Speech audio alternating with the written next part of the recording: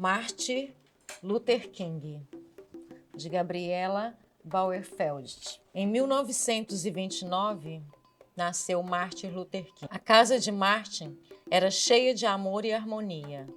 Sua mãe era uma mulher doce que cuidava de todos, e seu pai era pastor da comunidade, um homem íntegro e cheio de determinação. Ambos se engajaram nas causas sociais e lutaram por um mundo mais justo. Martin passou a infância numa época em que nos Estados Unidos havia uma grande crise e muitas pessoas viviam na pobreza, principalmente negros. Esta é a família de Martin Luther King. Ao longo de sua vida, Martin sentiu na pele os efeitos das leis de segregação racial e nunca se conformou. Basicamente, as leis exigiam que lugares públicos como escolas, ônibus, trens e outros possuíssem locais separados para negros e brancos.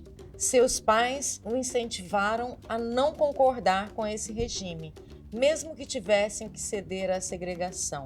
Com eles, Martin aprendeu que nem sempre o que o Estado determina como lei é justo. Portanto, ele deveria lutar por um mundo mais digno e igual para todos. Então, nos Estados Unidos também havia a separação, lugares para negros e lugares para brancos. Aos 15 anos, Martin se formou na escola e, antes de ingressar na faculdade, foi trabalhar em uma fazenda.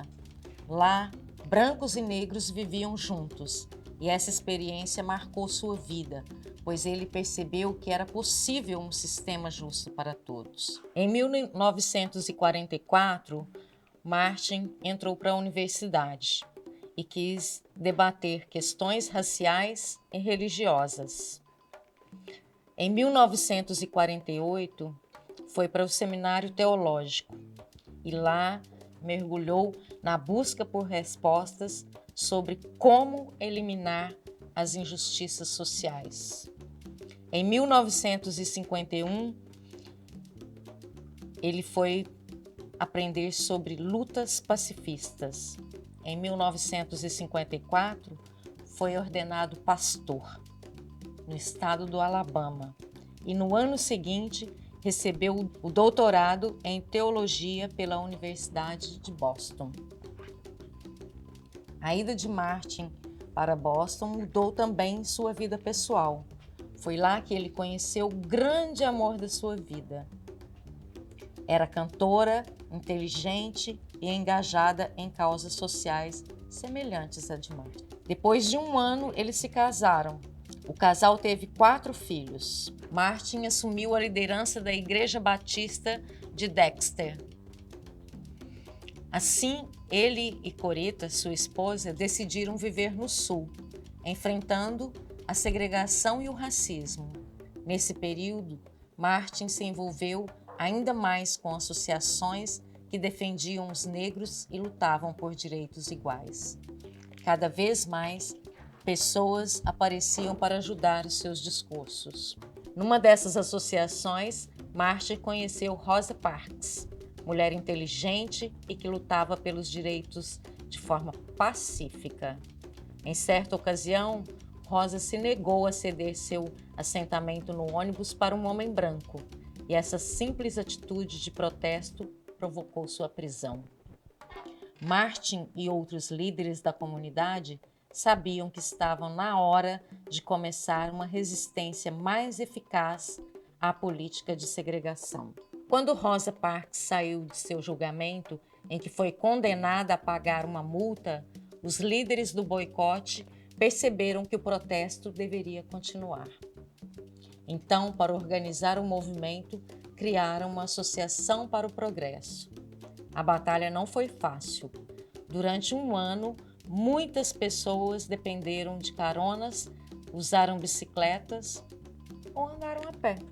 Durante o boicote, Martin foi ameaçado e jogaram bombas em frente à sua casa, mas ele e seus companheiros permaneceram firmes até que em 1956 a Suprema Corte dos Estados Unidos acabou com as leis de segregação nos ônibus. Nos ônibus. Depois do boicote aos ônibus, uma série de manifestações clamou por condições de igualdade nas escolas, no trabalho e pelo direito ao voto, porque os negros não podiam votar. Essa movimentação causou reações violentas. Martin chegou a ser esfaqueado durante uma sessão de autógrafo, mas seguiu acreditando na não violência, na bandeira da paz. Ele dizia que seus exemplos para a essência do movimento eram Jesus Cristo e também Gandhi, que liderou o movimento pacifista pela independência da Índia, utilizando métodos não violentos como passeatas e boicotes. Em 1959, Martin e sua esposa visitaram a Índia e conheceram os principais seguidores de Gandhi.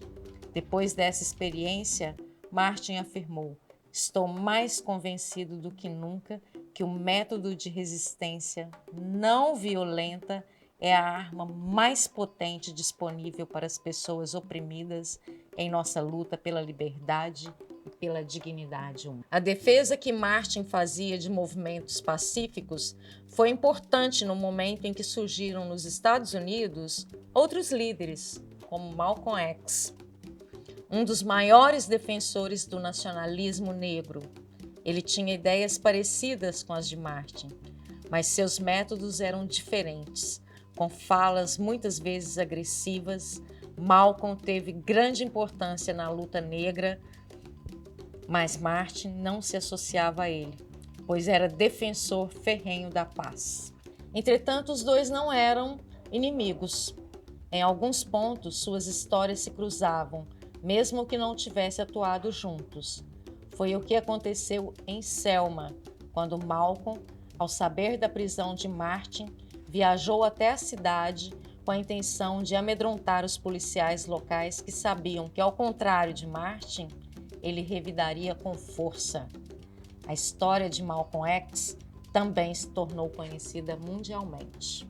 Martin Luther King foi preso e, na prisão, ele recebeu uma carta dos pastores pedindo o fim das manifestações. Em sua resposta, que ficou conhecida como a Carta da Cadeia de Birmingham, Martin defendeu uma fé que não seja só de palavras, mas que mude a vida das pessoas.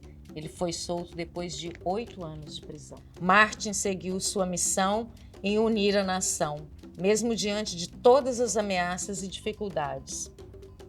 O discurso de Martin fez eco mundialmente. Após o episódio de Washington, Martin se tornou uma figura mundial. Sua causa atravessa oceanos e escapa por toda parte. Martin entendeu que era um reconhecimento a todo o seu povo e aos que se juntaram à luta pacífica pelos direitos dos negros nos Estados Unidos.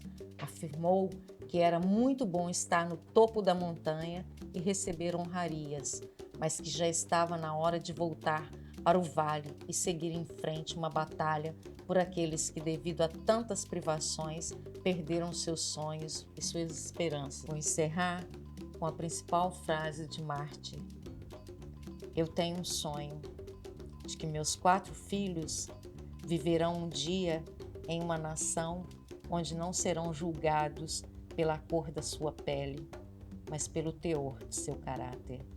É isso que eu desejo para o Brasil, que todos sejam reconhecidos pelo teor do seu caráter.